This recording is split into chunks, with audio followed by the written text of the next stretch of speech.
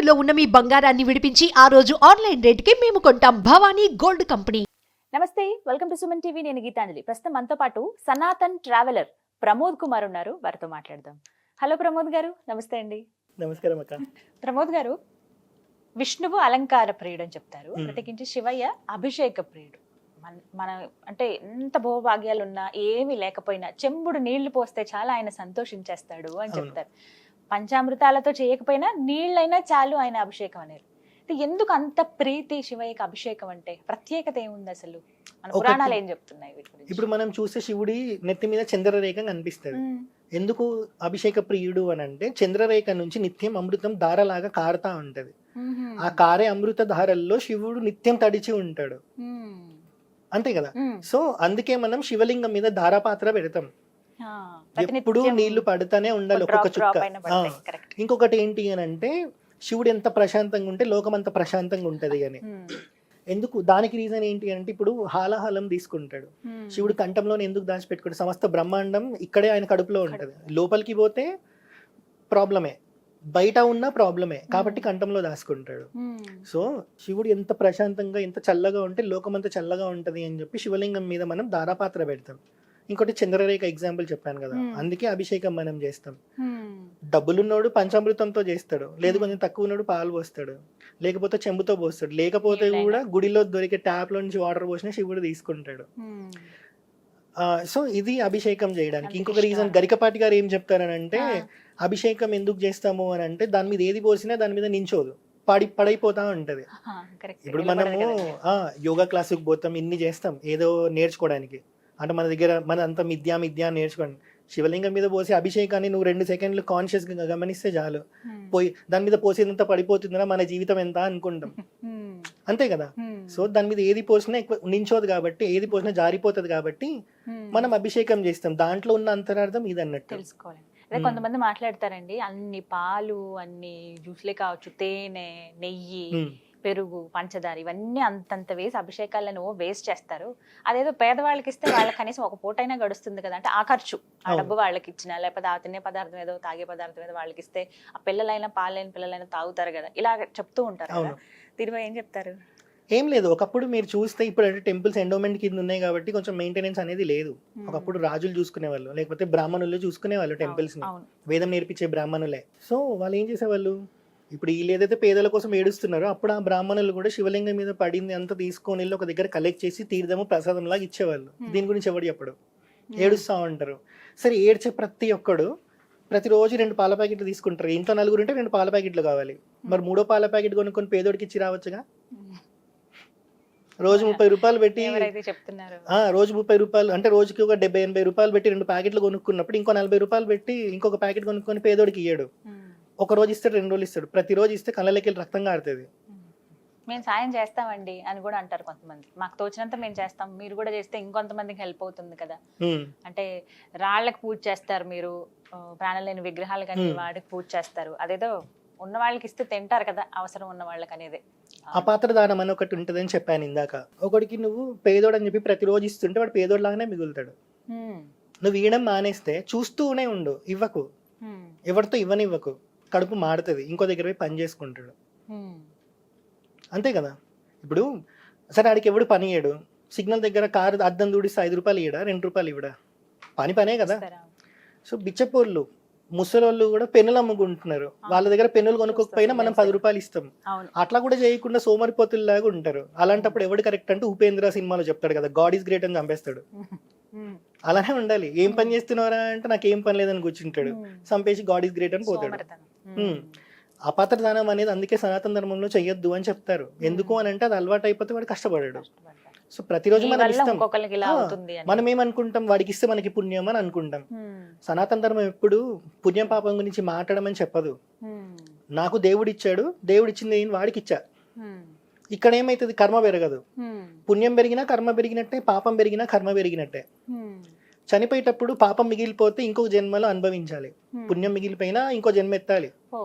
అది నెక్స్ట్ జన్మ ఏదైనా కర్మనే. పుణ్యం చేశాడు కదా అని చెప్పి వాడికి ఇంకో జన్మ ఉండడం ఉండదు. వాడి ఇప్పుడు శరీరం వదిలేశాక సోల్ అనేది ఇందులో నుంచి పోతేనే వాడికి మోక్షం. నవరంధ్రాల్లోంచి ఎక్కడి నుంచి పోయినా వాడికి మోక్షం రాదు. సో అందుకే ఒకడు దేవుడికి ఏదైనా వేస్తున్నాడు అనుకోండి, మనం ఏం చెప్పనవసరం లేదు. వాడు 40 రూపాయలు పెట్టి పాల ప్యాకెట్ కొన్నప్పుడు బయటకు వచ్చినప్పుడు 5 రూపాయలు 10 రూపాయలు బిచ్చ వాళ్ళకి వేస్తాడు. సో ఇప్పుడు నేను 40 రూపాయలు పాల ప్యాకెట్ వాడికి ఇస్తే ఒక పూట కడుపు నిండుతుంది. మీరు చాలా మంది బిచ్చగాళ్ళని చూస్తే ఫుడ్ ఇస్తే తీసుకోడు, పైసలు ఇస్తే తీసుకుంటారు. లేదు ఇప్పుడు ఇడ్లీ తింటున్నప్పుడు ఇడ్లీ ఇచ్చినాం అనుకోండి, నాకు ఇడ్లీ వద్దు డబ్బులే కావాలి అంటాడు. అది అపాత్రదానమే కదా. వాడు తాగడానికి ఖర్చు పెడుతుండేమో, సిగరెట్ తాగడానికి ఖర్చు పెడుతున్నాడేమో. సో ఎవడు ఏది ఇచ్చినా వాడు లోపల ఏం చేస్తున్నా మనకు కనిపిస్తుంది తప్ప గుడి బయటకు వచ్చి బిచ్చగాళ్ళకి ఎంతమందికి ఇస్తున్నాడో మనం చూడలేము. కాబట్టి మనం ఏం అనాల్సిన అవసరం లేదు. ఎవరికి ఏం కూడా ఇవ్వాలనిపిస్తే వాడు ఇస్తాడు. సో ఇంకొకటి ఏంటంటే ఇప్పుడు విగ్రహాలను ఎందుకు పూజిస్తారు, వాటికి పోస్తే ఏమొస్తుంది అన్న క్వశ్చన్ ఒకటి వచ్చింది కదా. మాట్లాడలేవు, కదలవు, మనం చెప్పింది వింటాయో లేదో కూడా తెలియదు. అలాంటి వాటికి మీరు ఎందుకు అంతంత ఇది చేస్తారు, ఆరాధనలు చేయటం కానీ పూజలు కానీ ఇవన్నీ ఎందుకు అని అడుగుతారు. సింపుల్, మనము డైరెక్ట్ తెచ్చి విగ్రహాన్ని అక్కడ పెట్టట్లే. అలాంటి విగ్రహాలు మనకు కనిపించే రోడ్డు సైడ్కి, దాంట్లో ప్రాణప్రతిష్ఠ ఏమి ఉండదు. మనం ఇక్కడ ఒక విగ్రహాన్ని పెట్టి ప్రాణప్రతిష్ఠ అనేది ఒక ఫార్మాలిటీతో చేస్తున్నాము అని అంటే పరబ్రహ్మాన్ని తీసుకొని వచ్చి దాంట్లో పెడుతున్నాం. మనం మనకు కనిపించేది విగ్రహం, కానీ మనం పూజించేది అందులో ఉన్న పరబ్రహ్మాన్ని. ప్రాసెస్ ఉంటుంది కదా, చాలా డేస్ ప్రాసెస్ ఉంటుంది.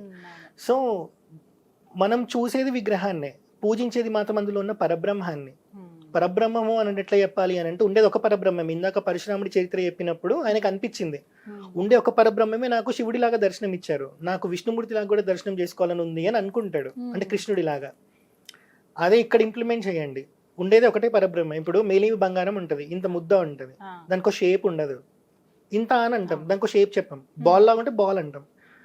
కానీ అదే బంగారం మనకి ఉంగరం అవుతుంది, మెటల్ అవుతాయి, ఇవి అవుతాయి, గాజులు అవుతాయి, బ్రాస్లెట్ అవుతుంది. దానికి అప్పుడు ఒక రూపం వచ్చింది. ఒక బంగారము మనకి నచ్చినట్టు ఇన్నిసార్లు మారింది. నేనే ఉన్నా, మా నాన్నకి కొడుకుని, మా చెల్లికి అన్నని, భార్యకి భర్తని, ఇట్లా అనుకుంటాం. ఉండే నేను ఒక్క ఇంట్లోనే ఇన్ అయినప్పుడు ఉండే ఒక పరబ్రహ్మము ధర్మస్థాపన కోసం అవతారం స్వీకరిస్తే తప్పేంటి, డిఫరెంట్ రూపాల్లోకి వెళ్తే తప్పేంటి. సో ఉండేది ఒకటే పరబ్రహ్మం. ఆ పరబ్రహ్మాన్ని మనం అక్కడ చేస్తున్నాం ప్రాణప్రతిష్ఠ రూపంలో. కాబట్టి మనం దాన్ని పూజిస్తున్నాం తప్ప విగ్రహాన్ని కాదు. సో ఏంటి, బ్రహ్మజ్ఞానం పొందినవాడు అందులోనే పరబ్రహ్మాన్ని చూడగలుగుతాడు. అది చూడాలి అనుకుని ఆ స్థితిలోకి వెళ్దాం అనుకున్నవాడు విగ్రహాన్ని చూస్తాడు. ఎందుకంటే కాన్సన్ట్రేషన్ ఫస్ట్ అక్కడ నుంచి మనకి స్టార్ట్ అవుతుంది. కాబట్టి ఇప్పుడు నేను బ్రహ్మజ్ఞానిని అనుకోండి, నాకు ఇక్కడ కూడా భగవంతుడు కనిపిస్తాడు. నేను బ్రహ్మజ్ఞానిని కాదు, ఆడు చూడు అని అంటే అందులో ఉంటది కదా. సన్ ఆఫ్ సత్యమూర్తి సినిమాలో వెన్నెల కిషోర్తో పాటు ఒకటి తిరుగుతా ఉంటాడు ఆత్మ, ఫారెనర్. బ్రహ్మానందం చాయ్ కప్పి కానీ కింద పడేస్తాడు. అలా ఉంటది మన సిచ్యువేషన్. ఇక్కడ ఉన్నాడా అంటే అవతలోడు ఏమంటాడు, ఇక్కడికి పోయింది అప్పుడే అని అంటాడు. మజాక్ అయిపోతుంది. కాబట్టి ఒక విగ్రహాన్ని అక్కడ పెట్టి మనం పూజిస్తే మనకు కాన్సన్ట్రేషన్ అనేది పెరుగుతుంది. విగ్రహారాధన లేదు అని వీళ్ళు అంటుంటారు, కానీ మనకి విగ్రహారాధన ఎప్పటి నుంచో ఉంది. దానికి ప్రూఫే శ్రీరంగం టెంపుల్. అందులో ఉన్న పద్మనాభ స్వామి అందులో విష్ణుమూర్తి ఉంటారు కదా. ఆ విష్ణుమూర్తి విగ్రహం, విష్ణుమూర్తి వైకుంఠంలో ఎలా పడుకుంటారో ఎలా ఉంటారో అలాంటి విగ్రహాన్ని ఒకటి సృష్టించి ఇక్ష్వాకుకి ఇస్తారన్నట్టు. ఆ విగ్రహాన్ని, ఇక్ష్వాకు అంటే రాముడి వంశంలో ఫస్ట్ వన్, ఇక్ష్వాకు వంశంలోనే మొదటివాడు. అక్కడి నుంచి పూజించుకుంటూ వస్తారు. రాముడి దగ్గరికి వచ్చినాక విభీషణుడు రాముడిని కలవడానికి వచ్చినప్పుడు విభీషణుడికి గిఫ్ట్ ఇస్తారు. తీసుకొని వెళ్తున్నప్పుడు అది బరివెక్కి ఒక దగ్గర వదిలి పెడతారు, అదే శ్రీరంగం. సో విగ్రహారాధన మనకి లేకపోతే విష్ణుమూర్తి విగ్రహం ఎందుకు ఇస్తారు, ఇందులోనే నన్ను చూసుకో అని చెప్పి. ఆ విగ్రహం దగ్గర కూర్చొని 48 నిమిషాలు, అంటే ఒక గడియ సమయంలో కట్వాంగుడు అని రాముడి వంశంలో పుట్టినవాడే దేవతల తరఫున యుద్ధం చేస్తాడు రాక్షసులతో. రిటర్న్ వచ్చేటప్పుడు ఇంద్రుడు అడుగుతారు, మాకు సహాయం చేసావు కదా, నీకు ఏ వరం కావాలి అని. వరం అడగడు ఆయన, నేను బతుకుండడానికి నాకు ఇంకెంత సమయం మిగిలింది అని అడుగుతాడు. ఒక గడియ అంటారు, ఒక గడియ అంటే 48 నిమిషాలు. ఈయన ఫుల్ ఖుషి అయిపోతాడు, నాకు ఇంకా 48 నిమిషాలు ఉందా అని. ఎంబటే అయోధ్యకు వస్తాడు, ఆ విగ్రహం దగ్గర కూర్చుంటాడు, తపస్సు చేస్తాడు. అంటే నేను చెప్పాను కదా, మనకి 18 సెకండ్లు మనం కాన్సన్ట్రేట్ చేయలేం. 48 నిమిషాలైనా దాని మీదే కాన్సన్ట్రేట్ చేసి మోక్షం పొందుతాడు. అలాంటి విగ్రహం అక్కడ ఉంది.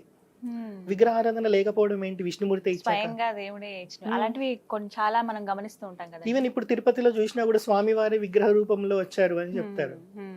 మరి అది విగ్రహారాధనే కదా. విగ్రహారాధన మన బేసిక్, ఎప్పటి నుంచో ఉంది.